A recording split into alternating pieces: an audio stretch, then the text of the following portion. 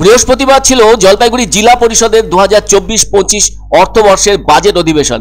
এক্ষেত্রে গত বছরের তুলনায় 5 কোটি টাকা বাড়ানো হলো। আগের বার যেখানে ছিল 100 কোটি টাকা, সেখানে এবছর তা বেড়ে হলো 105 কোটি টাকা। বিভিন্ন উন্নয়নমূলক কাজে খরচ করা হয়েছে 100 কোটি টাকা, আর এবার তার সামান্য বাড়িয়ে 105 কোটি টাকার কথা জানালেন জেলা পরিষদের সভাধিপতি কৃষ্ণা রায় বর্মন। তিনি দাবি জানান, পূর্ত ও স্বাস্থ্য পরিকাঠামোর ক্ষেত্রে আরো উন্নতি করার কথা জানানো হয় এদিনের বাজেটে। তবে সামনে লোকসভা ভোট, তার আগেই জেলা পরিষদের বাজেটে যোগাযোগ ব্যবস্থা উন্নত করতে রাস্তা সংস্কারের প্রয়োজনকে অগ্রাধিকার দেওয়া হয়। তাছাড়া সেই সাথে স্বাস্থ্য পরিকাঠামো উন্নত করার লক্ষ্যে একাধিক উদ্যোগ গ্রহণ করা হবে বলে জানালেন সভাধিপতি কৃষ্ণা রায় বর্মন। এদিন জলপাইগুড়ি জেলা পরিষদের আলোচনা কক্ষে 2024-25 সালের বাজেট প্রকাশ হলো সদস্যদের উপস্থিতিতে। গ্রামের রাস্তা, কালভার্ট ছাড়াও ছোট ছোট সেতু তৈরি করার উপর জোর দেওয়া হয়েছে। অন্যদিকে জলপাইগুড়ি জেলা পরিষদের নিজস্ব সম্পত্তি ও আয় বাড়াতে হাট সংস্কারের পাশাপাশি লাটাগুড়িতে টুরিস্ট স্পট করা হচ্ছে।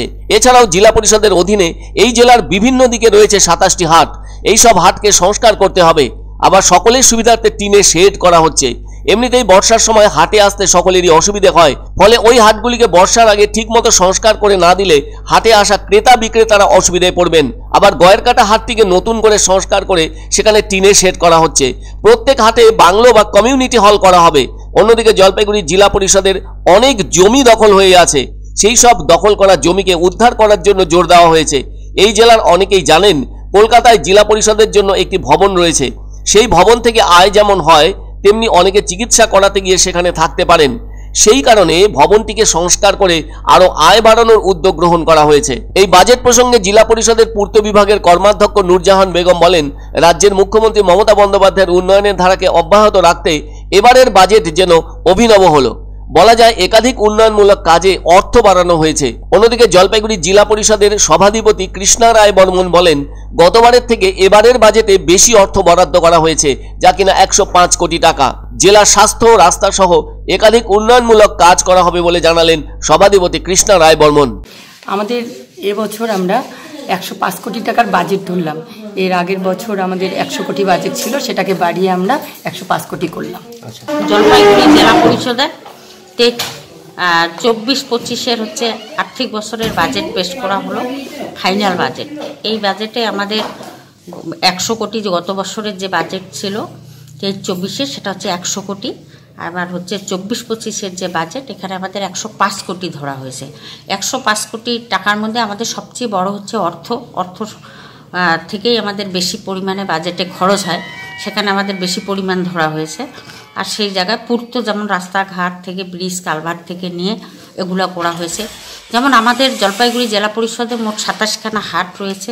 এই হাট থেকে আমাদের একটা ভালো রেভিনিউ সেখানে কালেকশন হয়। এই জায়গায় হচ্ছে বাজেটে এবার ধরা হয়েছে সেই বাজারগুলোকে সংস্কার করে সেখান থেকে যাতে আরও বেশি বেশি করে আমাদের যাতে জেলা পরিষদে অর্থ আসে, সেই বিষয়টাও বাজেটে ধরা হয়েছে।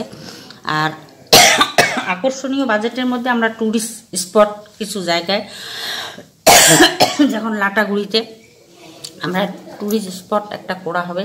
একটা রিডিং ক্লাব আছে, সেই যে হাটটা আমাদের আছে গোয়ারকাটায়, সেখানে আমাদের সহকারী ম্যাডামের সর্বদাই হচ্ছে সার্বিক উন্নয়ন করায়। সার্বিক উন্নয়নের ক্ষেত্রে আমাদের সহকারী ম্যাডামের সর্বদাই প্রস্তাব উত্থাপন করেন যে সেই যে গোয়ারকাটার হাটে আমরা একটা টেন্ডার প্রসেসও করেছি, পেপার ব্লক দিয়ে হাটটাকে সংস্কার করার জন্য।